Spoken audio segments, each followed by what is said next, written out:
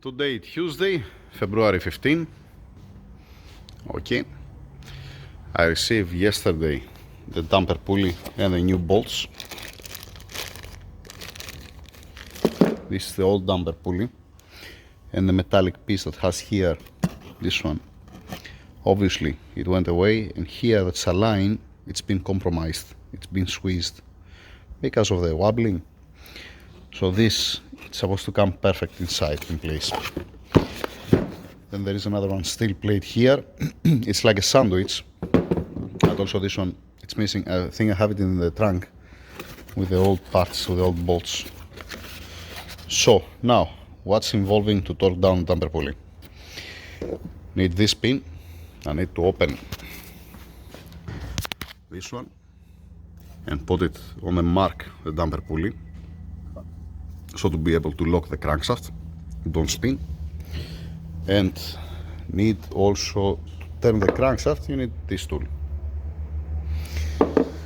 torque wrench, and in this case I'm gonna put one drop of blue Loctite. That's what I didn't brought. I didn't brought the degrees, the small wheel. Just a second, let me bring it also outside here because I'm gonna need it. Okay, here first I put the damper pulley, the new damper pulley with the new bolts by hand only. Now I'm removing, no, need the tool, 1 second. I'm removing the bolts. Why I did that? Because I use this tool to turn the crankshaft, align the mark over there, and enter the tool there to lock the crankshaft. So I'm gonna show you the setup. To torque it down I need both hands, obviously. The damper pulley align very well. It does have a play left and right. It's centered excellent. The thing is, while I was turning the crankshaft, I can hear from the dual mass flywheel make sound. It was making ding ding. It was, you know, it was not what's supposed to be. How it's supposed to be. Keep these bolts here. Okay, so keep the damper pulley here. Actually, I don't have to remove the damper pulley. Why I remove it? Yeah, okay, yeah. Is it clean? It's clean, it's fine. Nice, okay, alright. I need both hands to do that. I cannot do it with one hand. I mean, I can put the damper pulley, but now I have to, like I said, one drop of blue Loctite on each bolt, and then torquing it down. Just a second. The setup is gonna be like that. Whoops. The magnet is gonna be on the shock absorber over there, and this is gonna be there to give the 90 degrees. I'm gonna use a big extension so to give at once the 90 degrees. Don't stop and give it twice, because if I put here inside, I don't have enough space. Yeah, I'm gonna show you at the end how I torque it down. It's this before it was not like that. I put this one on the engine stand because the engine was out. I'm gonna repeat it now on the car. That's the setup now. I already torqued it down actually. I finished this at 0 degrees. Okay. First I make it with the torque wrench direct here because there is a space to put the torque wrench to give the 50 Newton meters the first, and then for the 90 degrees comes here out 0 and giving 90 degrees. Done. Let's put the belt, remove also the tool from back over there, and continue.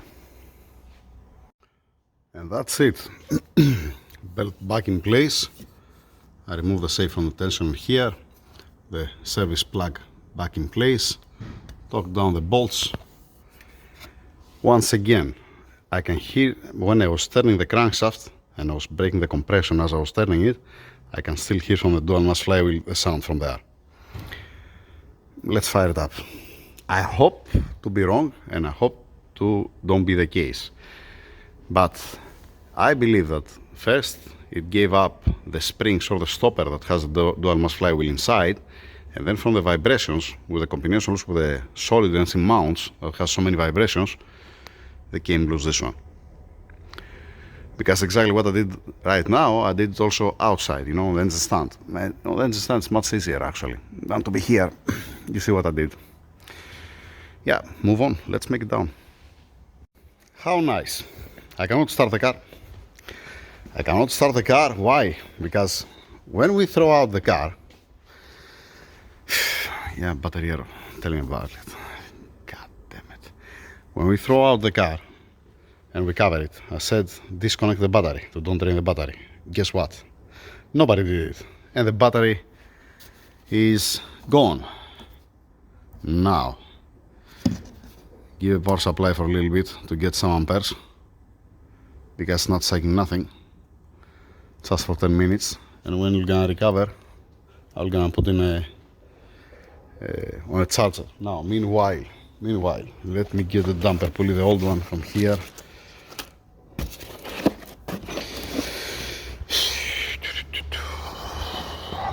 Wait now for 5 hours. Okay, the damper pulley there. Then here inside they put the steel plate and the bolts from the damper pulley. And here's supposed to be some nuts, plastic nuts and clips for the wheel arch liner. Okay.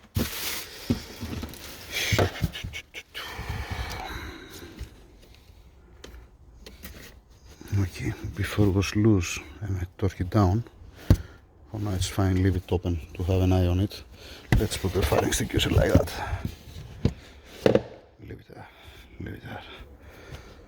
Okay, just in case you don't have any headache. Alright. 10 minutes to get some amperes to wake up the battery, the engine. Yeah. And if we go gel, okay. Yeah, oh boy.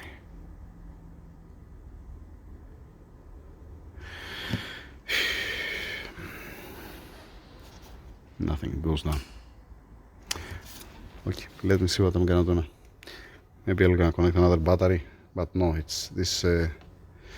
Yeah, we're gonna see. We're gonna wake up.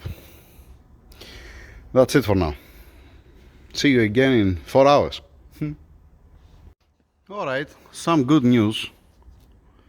It's cycling currently 4.6 amperes. The battery get 0.1. 3 minutes charging currently, 0% obviously. Okay, we have a chance. It didn't came fault again, error. Okay, leave it to take his time. Take your time. No, not in hurry. What I'm gonna do, I'm gonna upload the video as it is up to now. And because I have to continue with the MO57 engine for the CLS inside, to don't mix up the videos or to don't delete the videos by mistake. I have done this before in the past successfully. Yeah, that's it for now. That's it. Later on we're gonna hear it. But again, like I said, when I was turning the crankshaft to lock it in the position and was getting the compression, I can hear the dual mass flywheel from this side. That's it for now. Let's see later on.